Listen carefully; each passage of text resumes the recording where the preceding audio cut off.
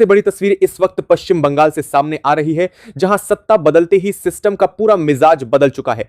जिन इलाकों में कभी कानून का नाम लेने से प्रशासन डरता था, वहां अब आधी रात को बुलडोजरों की गर्जना सुनाई दे रही है। हावड़ा से लेकर सीमा से सटे इलाकों तक ऐसा माहौल बन चुका है कि अवैध कब्जाधारियों, भू माफियाओं और राजनीतिक संरक्षण में फल फूल रहे नेटवर्क में भगदड़ मच गई है। बंगाल की सड़कों पर अब सिर्फ एक ही संदेश गूंज रहा है, कानून से ऊपर कोई नहीं।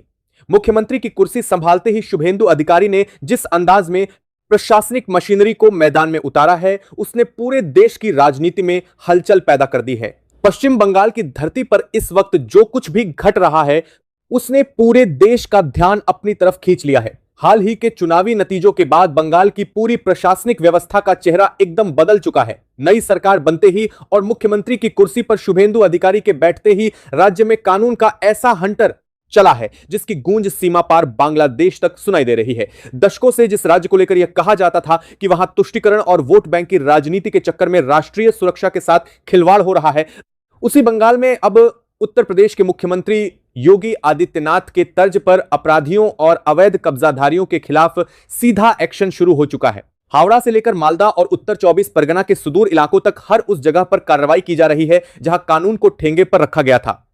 प्रशासनिक गलियारों में इसे बंगाल का योगी मॉडल कहा जा रहा है, जिसमें अवैध तरीके से रह रहे लोगों और उन्हें पालने पोसने वाले राजनीतिक आकाओं की रातों की नींद उड़ गई है। सवाल है कि पश्चिम बंगाल में आखिर ऐसा क्या हो गया कि आधी रात को हावड़ा स्टेशन के बाहर पूरा इलाका पुलिस छावनी में बदल गया। आखिर क्यों बुलडोजरों की आवाज सुनते ही सालों से जमे लोगों में भगदड़ मच गई? आखिर क्यों बांग्लादेश भारत के इस एक्शन से इतना कांप रहा है? और आखिर क्यों बंगाल की राजनीति में अब योगी मॉडल शब्द सबसे ज्यादा गूंज रहा है? इस प्रशासनिक बदलाव का सबसे पहला और बड़ा धमाका हावड़ा रेलवे स्टेशन के ठीक बाहर देखने को मिला।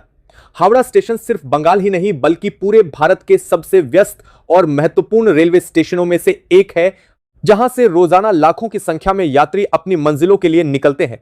लेकिन पिछले कई सालों से इस वीआईपी इलाके की सूरत बेहद खराब हो चुकी थी। स्टेशन के ठीक सामने गंगा घाट के किनारे और बस स्टैंड के आसपास के पूरे फुटपाथ पर अवैध दुकानों और कच्चे पक्के ढांचों का ऐसा मकड़जाल खड़ा कर दिया गया था, जिससे आम लोगों का पैदल चलना भी दूभर हो चुका था।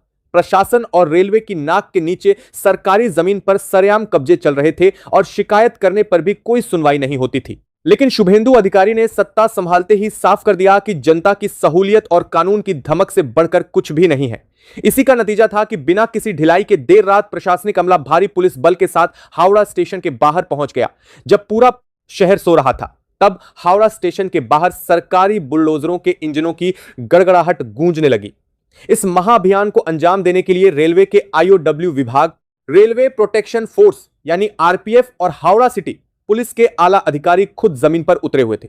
किसी भी संभावित हंगामे, विरोध प्रदर्शन या कानून व्यवस्था बिगड़ने की स्थिति से निपटने के लिए पूरे स्टेशन परिसर और उसके बाहरी इलाके को पुलिस छावनी में बदल दिया गया था। जैसे ही बुलडोजरों ने फुटपाथों और रास्तों पर जमी अवैध दुकानों को ढहाना शुरू किया, सालों से वहां पैर जमाए बैठे कब्जाधारियों में हड़कंप मच गया। प्रशासन ने बिना किसी राजनीतिक दबाव या नरमी के पक्के और कच्चे सभी अवैध निर्माणों को पूरी तरह से मलबे में मिला दिया। स्थानीय निवासियों का कहना है कि हावड़ा के इतिहास में अतिक्रमण हटाने की यह अब तक की सबसे कड़क और बड़ी कार्रवाई है, जिसने यह साबित कर दिया है कि नए बंगाल में अब किसी भी अवैध काम को बर्दाश्त नहीं किया जाएगा। हावड़ा स्टेशन के बाहर की सड़कें अब पूरी तरह से साफ और खुली नजर आने लगी हैं, जिससे लाखों यात्रियों को बड़ी राहत मिली है। इस कार्रवाई के जरिए मुख्यमंत्री शुभेंदु अधिकारी ने राज्य के सभी प्रशासनिक अधिकारियों को एक सीधा और साफ संदेश दे दिया है कि वीआईपी और संवेदनशील इलाकों को जाम और अतिक्रमण से मुक्त रखना सरकार की बड़ी राहत मिली है, सबसे पहली प्राथमिकता है।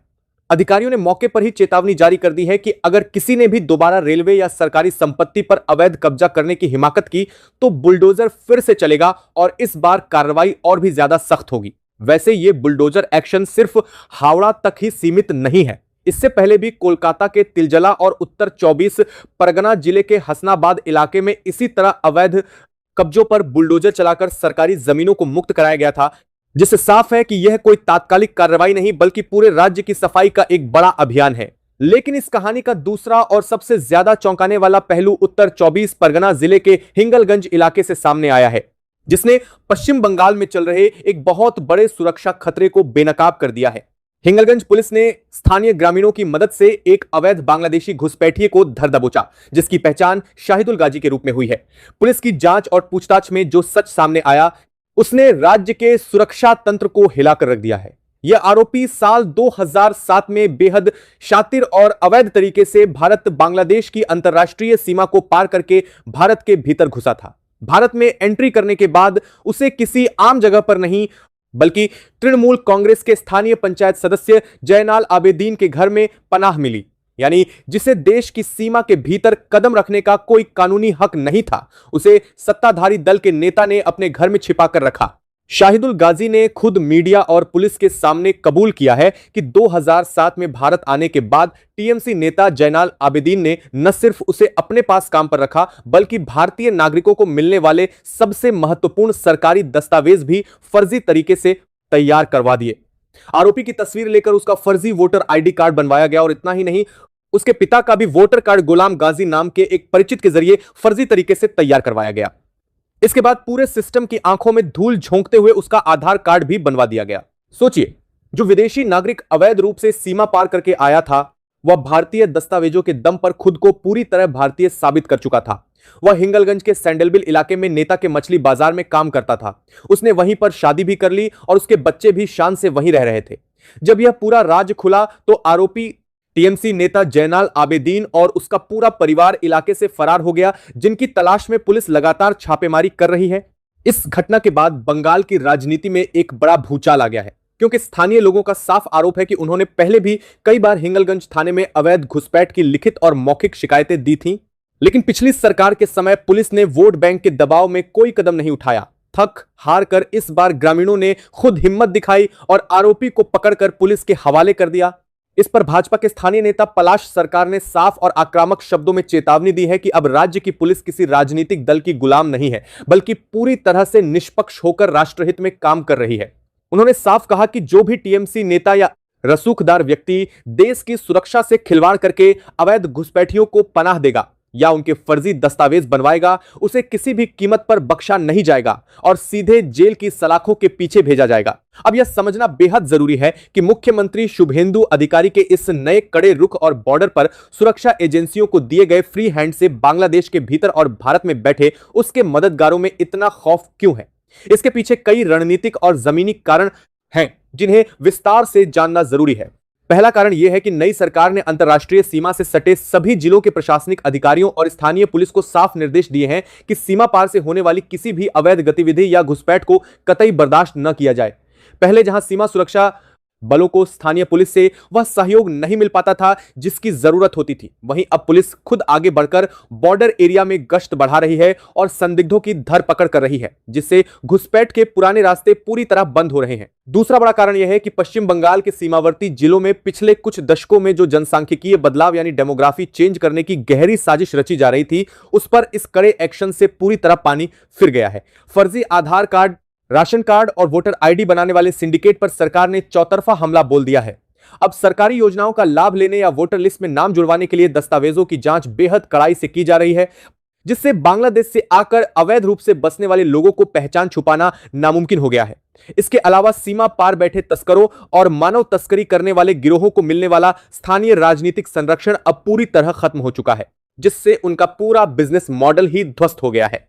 तीसरा मुख्य कारण यह है कि शुभेंदु अधिकारी ने राज्य की सुरक्षा को लेकर एक जीरो टॉलरेंस नीति अपनाई है। बंगाल के सीमावर्ती इलाकों में जो अवैध मछली बाजार, ईंट भट्ठे या गोदाम घुसपैठियों के छिपने और काम करने के ठिकाने बने हुए थे, उन सभी की गहन स्क्रूटनी शुरू कर दी गई है। नियोक्ताओं को साफ चेतावनी दी गई है कि अगर उनके यहां कोई भी बिना वैध दस्तावेजों के काम करता पाया गया तो सीधा उन पर कानूनी गाज गिरेगी।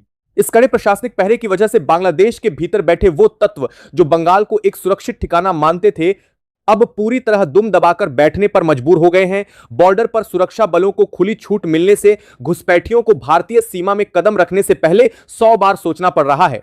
लेकिन सुरक्षा का यह संकट सिर्फ अवैध घुसपैठ और फर्जी दस्तावेजों तक ही सीमित नहीं है, बल्कि इसके तार देश की अर्थव्यवस्था को खोखला करने वाले एक बहुत बड़े नेटवर्क से भी जुड़े हुए हैं। हाल ही में उत्तर प्रदेश की रामपुर पुलिस और साइबर क्राइम की संयुक्त टीम ने एक ऐसे ही गिरोह का पर्दाफाश किया है जिसके संबंध सीधे पश्चिम बंगाल के मालदा जिले से जुड़े हैं। पुलिस ने उत्तर प्रदेश के रामपुर में भगतपुर तिराहे के पास एक बड़ी कार्रवाई करते हुए 2 शातिर अपराधियों को गिरफ्तार किया, जिनके पास से 500 के 150 जाली नोट बरामद हुए, जिनकी कुल कीमत 75,000 रुपए थी।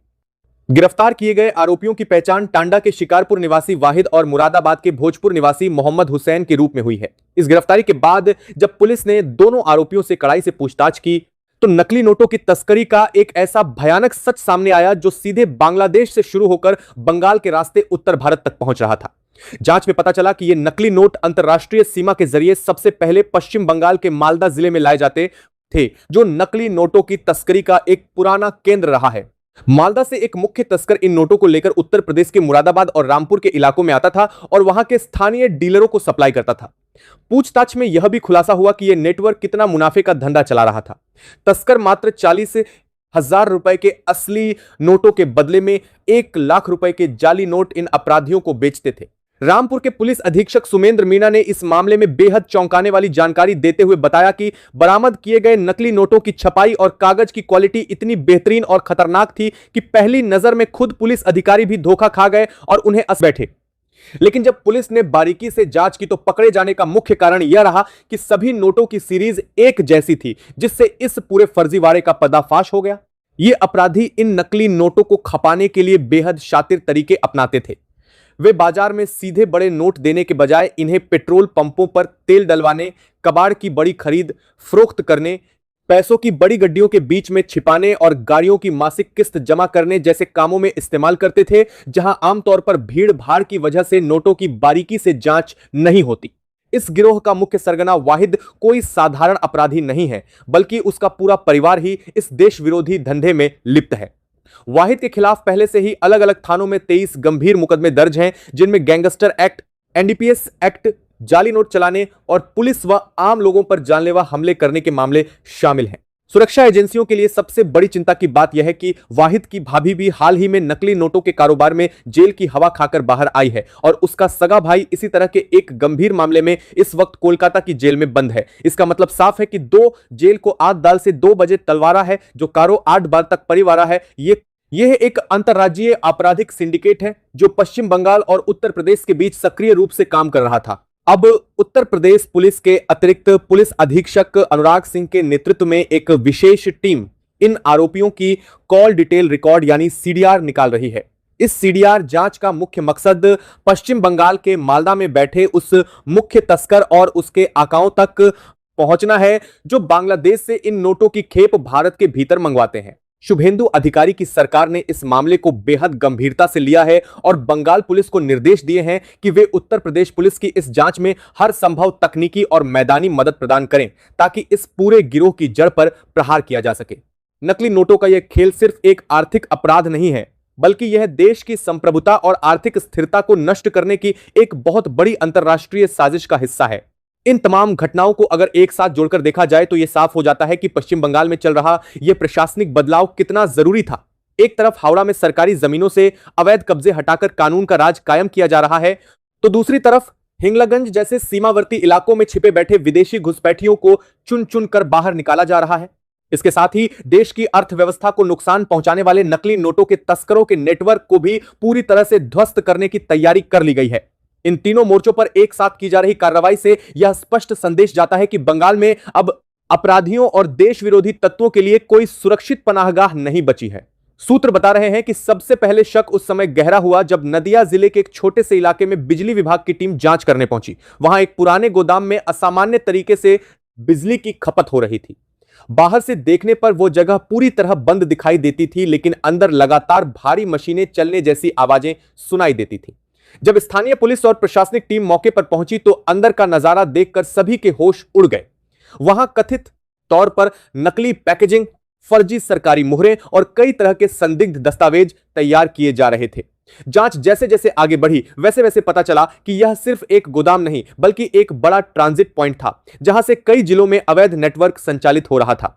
अधिकारियों को मौके से बड़ी संख्या में computer, hard disk, printer, lamination मशीनें और ऐसे दस्तावेज मिले जिनमें अलग अलग राज्यों के पहचान पत्रों की जानकारी दर्ज थी।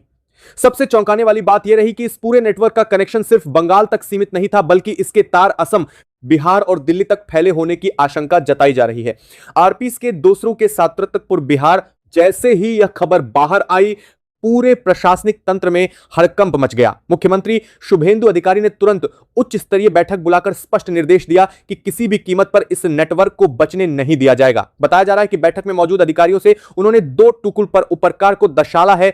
शब्दों में कहा कि अब कार्रवाई सिर्फ छोटे लोगों तक सीमित नहीं रहेगी, बल्कि उन चेहरों तक पहुंचेगी जिन्होंने वर्षों तक सिस्टम की कमजोरियों का फायदा उठाकर पूरे राज्य को अवैध गतिविधियों का सुरक्षित गलियारा बना दिया।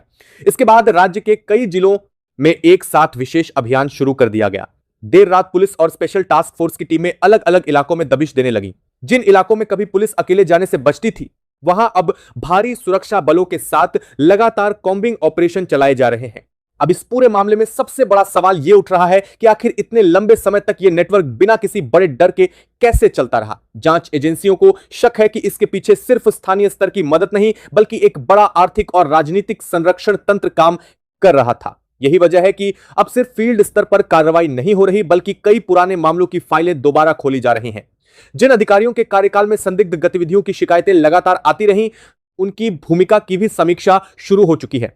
सूत्रों के अनुसार कई जिलों से पुराने रिकॉर्ड और डिजिटल डेटा जुटाया जा रहा है, ताकि यह पता लगाया जा सके कि किन किन लोगों ने वर्षों तक इस नेटवर्क को बचाने में मदद की। उधर कोलकाता में भी माहौल पूरी तरह बदल चुका है। शहर के कई संवेदनशील इलाकों में अचानक पुलिस की गश्त बढ़ा दी गई है। किराएदारों और अस्थायी रूप से रह रहे लोगों का दोबारा सत्यापन शुरू हो चुका है। कई जगहों पर स्थानीय प्रशासन ने मकान मालिकों को सख्त चेतावनी दी है कि बिना पहचान सत्यापन के किसी को भी कमरा किराए पर देने पर सीधी कानूनी कार्रवाई होगी। रेलवे स्टेशनों, बस अड्डों और नदी घाटों पर भी निगरानी बढ़ा दी गई है। बताया जा रहा है कि कई संदिग्ध लोग लगातार अपनी लोकेशन बदल रहे हैं, क्योंकि उन्हें डर है कि अगली कार्रवाई कहीं उन तक न पहुंच जाए। सबसे ज्यादा तनाव सीमावर्ती गांवों में दिखाई दे रहा है। वहां रहने वाले आम लोग पहली बार खुलकर सामने आने लगे हैं। कई ग्रामीणों ने दावा किया है कि वर्षों से कुछ इलाकों में रात के समय संदिग्ध गतिविधियां होती थीं, लेकिन डर और दबाव की वजह से कोई खुलकर बोल नहीं पाता था। अब जब प्रशासन ने लगातार कार्रवाई शुरू की है, तो लोग भी जानकारी देने लगे हैं। कई गांवों में स्थानीय लोगों ने खुद निगरानी समितियां बना ली हैं, जो पुलिस को संदिग्ध गतिविधियों की सूचना दे रही हैं। प्रशासन इसे बड़ी सफलता मान रहा है, क्योंकि पहले यही लोग डर के कारण चुप रहते थे। इस पूरे घटनाक्रम ने बंगाल की राजनीति को पूरी तरह नई दिशा दे दी है। अब बहस सिर्फ चुनावी मुद्दों तक सीमित नहीं रही, बल्कि सीधा फोकस सुरक्षा, अवैध नेटवर्क और प्रशासनिक नियंत्रण पर आ गया है। मुख्यमंत्री शुभेंदु अधिकारी लगातार यह संदेश देने की कोशिश कर रहे हैं कि उनकी सरकार किसी भी तरह की ढिलाई नहीं बरतेगी। यही कारण है कि राज्य के कई बड़े अधिकारी लगातार जिलों का दौरा कर रहे हैं और हर स्तर पर रिपोर्ट ली जा रही है। लेकिन कहानी यही खत्म नहीं होती। सूत्रों के मुताबिक अब जांच एजेंसियों की नजर उन आर्थिक चैनलों पर है जिनके जरिए अवैध नेटवर्क को पैसा पहुंचता था। हवाला, फर्जी कारोबार और नकद लेन देन की कई परतें सामने आने लगी हैं। कुछ मामलों में ऐसे लोगों के नाम भी सामने आए हैं जो ऊपर से वैध कारोबारी दिखाई देते थे, लेकिन अंदर ही अंदर संदिग्ध नेटवर्क के लिए फंडिंग का काम कर रहे थे।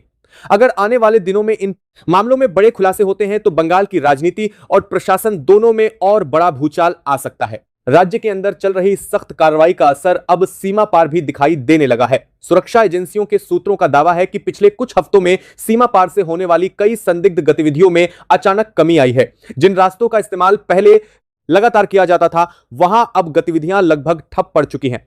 यही वजह है कि कई पुराने नेटवर्क अब नए रास्ते तलाशने की कोशिश कर रहे हैं, लेकिन बढ़ी हुई निगरानी की वजह से उन्हें सफलता नहीं मिल पा रही। सरकार और केंद्र सरकार इस बार किसी भी दबाव में नहीं आने वाली।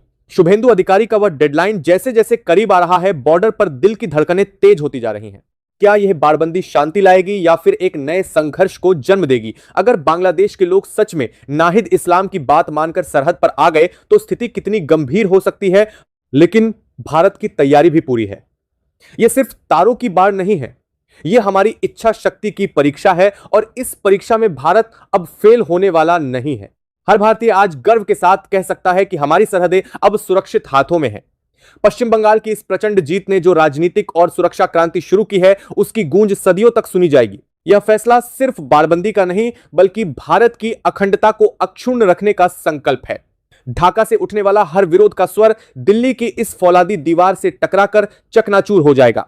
इस पूरे घटनाक्रम पर आपकी क्या राय है? क्या आपको लगता है कि शुभेंदु अधिकारी का यह कड़ा फैसला बांग्लादेश को सही रास्ते पर लाएगा? क्या नाहिद इस्लाम की धमकियां भारत को डरा पाएंगी?